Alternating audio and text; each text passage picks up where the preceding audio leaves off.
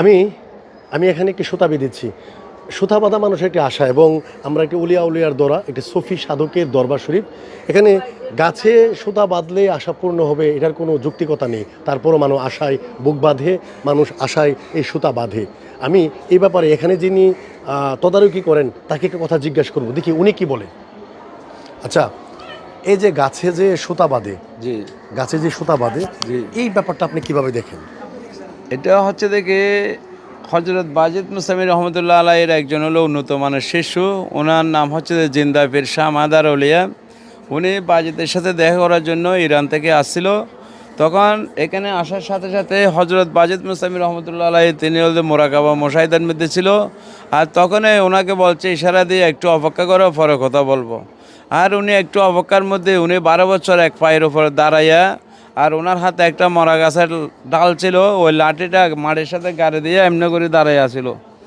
ওই 12 বছর দাঁড়ার পরে বাজিতের সাথে সাক্ষাৎকার করছে। দুজন আলাপ আলোচনা করার পরে বলছে, আমার এই আশা কাছে যারা আশা করি সুতা বানবে তাদের আশা আল্লাহ পাকে পূর্ণ করবে। এটা বলে উনি এই জায়গা থেকে উনি গায়েব হয়ে গেছে।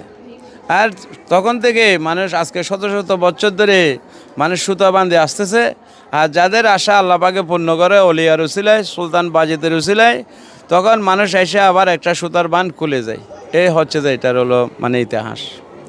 চোপের পরে যে জিনিসটা আমরা বলে, আমি যে বুঝে জিনিসটা বলতে চেয়েছিলাম সেটি হচ্ছে এখানে কালো কাসিম কিংবা গজার মাছ, আমরা যেটা বলি শৈল গজার মাছ, এটি বহু প্রাচীনকালের এবং পৃথিবীতে বিলুপ্ত প্রায় যে কোটি প্রাণীর মধ্যে এই কালো কাসিম এটি একটি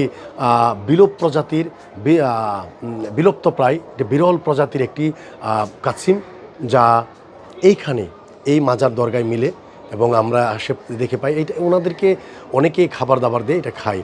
এবং এখানে মানুষের এই যে আমরা যেটা বাঁধি দড়ি, হাতেও বাঁধে অনেক সময়, এটি হচ্ছে মানুষের বিশ্বাসে মানুষ এগুলো বাঁধে, মানুষের মনে মনে অনেক কিছু আশা করে, এই আশার বহিঃপ্রকাশই এগুলো।